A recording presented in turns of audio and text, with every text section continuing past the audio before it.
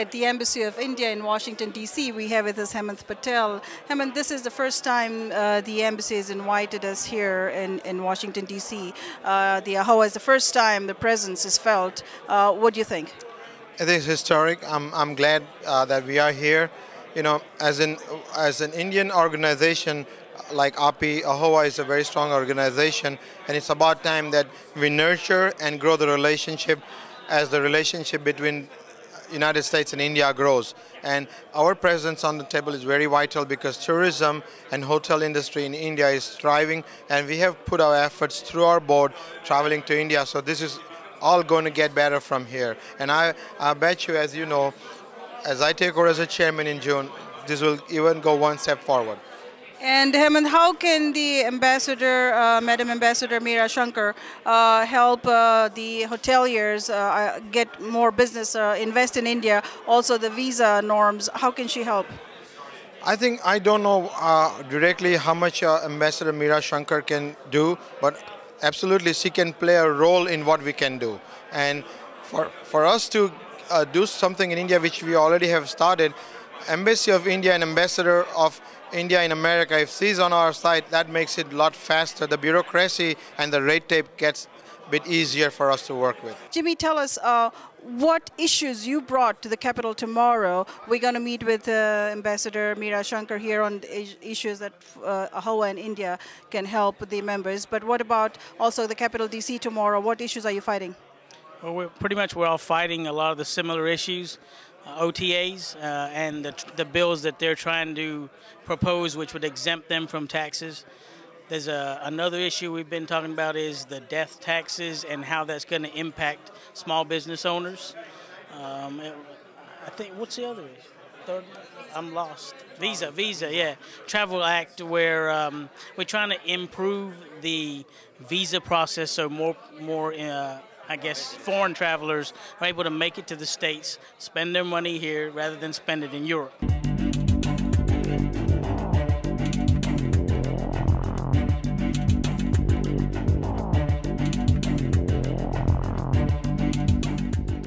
At the Indian Embassy in Washington, D.C., we are honored to have with us Her Excellency Meera Shankar, the Ambassador of India to the U.S. Thank you for joining us, Madam Ambassador. My first question is, this group, the AHOA members are here. They are very passionate about investing in India, and we've taken delegations, and I've been with the delegations the last 5 years going to India. But the problem they're facing is single window clearances, licenses, like I believe in South India you need Bangalore, you need Chennai, you need 60 licenses to start a project. In state of Maharashtra, you need over 100 licenses to start a project. That really puts them off. They come back doing no business in India. How can the Indian government help them? You know, the Indian government has established with the Federation of Indian Chambers of Commerce and Industry an investment window which is supposed to help precisely with these kind of clearances. But one also needs to work with the state governments.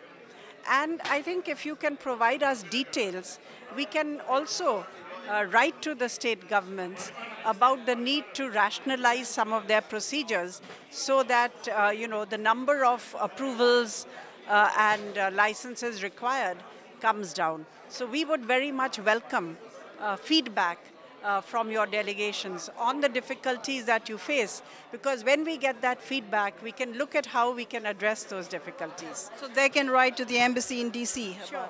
Wonderful, wonderful idea, and that'll be great insight for the members there. Also, second issue is not only those licenses, but every license you want to pass, there's so much corruption. Not only in India, corruption is rampant everywhere. But what are your views on that, the corruption in India? Well, many of the, policies, the regulatory framework is very open. It's automatic. Yes, there can be sometimes problems at the grassroots level, and we are open to addressing those. Wonderful. And third issue is visas. Like the chairman C.K. Patel said that getting visas to go to India is difficult, not timely manner. We don't get it. Also, Indians coming to the U.S., they need to have one-on-one interviews with the U.S. embassy. There's a lot of problems. How can you facilitate easing on those visa forms? Well, we can certainly address issues pertaining to grant of visas by the embassies for Americans wanting to visit India. As far as Indians wanting to visit the U.S. is concerned, it's an issue which we can take up with the U.S. government, but it has to be primarily addressed by the U.S. Embassy and the U.S. missions in India. From our point of view, we've tried to take measures to streamline the visa process because there were some regulatory changes which were put in place last year which had caused some difficulties to the community. For one, we have outsourced the OCI and the passports as well we will be outsourcing. So that itself will reduce the pressure on the consulates because of the huge increase in the number of applications. And secondly, we've been in touch with the Indian government also about easing and improving some of the procedures. So those will also kick in, and I'm sure that this will become less difficult and smoother. And you are opening a lot of embassies in the U.S. You said Seattle, Atlanta is approved. But would you also be talking to the U.S. governments, opening more consulates, U.S. consulates in India? I think that's something which the U.S. government will have to take a view on. I mean, as far as we are concerned, we are opening a new consulate in Atlanta, and we have sought approval from the U.S. government for opening another consulate in Seattle. We have with us Paul Patel, former board member of AHOA at the Indian Embassy in Washington, D.C. Paul, great turnout in your district, and Dharmendra Patel, who's the current board member here. Great reception by the Indian Embassy. What are your thoughts?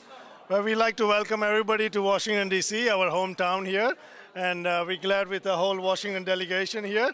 And we're really impressed with Ambassador Meera Shankar's speech today, which was really, really informative on various Indian economy, American economy issues, and the hotel issues. So as we go ahead tomorrow to the congressman, we'll take the issues affecting our hotel industry, Indian community, and the U.S.-India relations. We have with us Pratik Patel from Texas with his team members here at the Washington Indian Embassy. Pratik, great turnout here. This is a historic moment for AHOA with the reception in the Indian Embassy. Give us your thoughts. My thoughts is that we have opened up avenues today that weren't open to us before. The ambassador herself has reached out and said we'd like development in India, we'd like to make the process for visas easier. So I think that we've begun a relationship that's going to last for a long time. And I think the only thing that's going to come out of this is a good, positive relationship where we can move forward to building bridges with our motherland back in India. We are honored to have with us Dr. Neil Parson. He is the ambassador to the U.S. from Tobago, Trinidad. Also, we have this Jay Trini from Trinidad, who was a past AHOA board member. Dr. Parson, thank you for joining us here at the U.S. Embassy, at Indian Embassy in the U.S. in Washington, D.C. This is a historic moment for the AHOA crowd. First time they've been hosted here. Tell us your thoughts about Tobago, Trinidad. Is there any possibility of inviting the AHOA members to your embassy, to your country, anytime soon? Absolutely. We're from Trinidad and Tobago. We're from the Caribbean. We represent a population of about 10.5 million persons in the Caribbean. About 1.4 million persons from Trinidad and Tobago. Most of our economies in the Caribbean is based on tourism. Therefore, having affiliations with hoteliers, hotel owners, and their affiliates is of tremendous value, impact, and relevance to the needs of Caribbean people. I have hosted a meeting this morning earlier with Mr. Patel and his delegation by tomorrow. And I look very much forward to meeting with the rest of the team in terms of enunciating my government's position with respect to affiliations with the tourism sector and affiliates and stakeholders like Mr. Patel and the organization, and collaborating with the Caribbean community in bringing these two stakeholders together. And tourism sector is what this crowd is passionate about. What incentives can you give them to bring business in your Tobago, Trinidad? Sun, sand, sea, and surf. That is beautiful. That is beautiful. Thank you for joining us. Thank you. We have with us Manu Bardwaj with us. Manu is with the Obama administration. Manu, tell us what brought you, how did you get elected to this position? Yeah, well, you know, it was quite a journey. I started on the campaign, went to the transition team, and this is actually my second week at the State Department. Before this, I was an appointee at the Commerce Department. At both departments, I've focused on internet policy and telecommunications policy around the globe. So that involves, you know, looking at the security of websites, seeing if personal information is secure for consumers and for businesses, and kind of coordinating the administration's strategy on internet issues. Okay, and Manu, tell us a little bit about the White House celebrating Diwali and other events. Give us some details on how that came about.